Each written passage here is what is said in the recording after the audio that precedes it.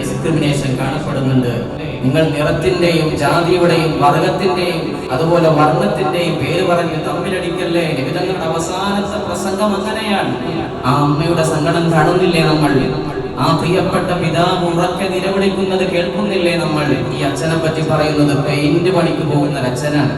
കൂലിപ്പണി എടുത്തുകൊണ്ട് വാടക വീട്ടിൽ കഴിയുന്ന കുടുംബം ആ മകനെ BDSന് അതായത് പല്ല് ഡോക്ടറാക്കാൻ വേണ്ടി പറഞ്ഞേക്കുമ്പോ എത്ര ആഗ്രഹങ്ങളാണ് രക്ഷിതാക്കളുടെ മനസ്സിലുള്ളത്.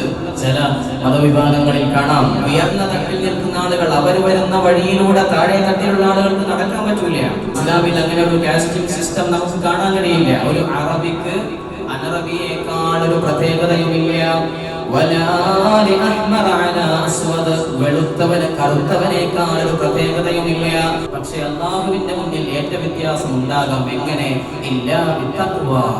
തഖ്വ കൊണ്ടല്ലാതെ മുസ്ലിമീങ്ങൾക്കിടയിൽ യാതൊരു തരത്തിലുള്ള വേർതിരിവും നമുക്ക് കാണാൻ കഴിയില്ല. അതാണ് നമ്മൾ ആദ്യം പറഞ്ഞു വെച്ചത്.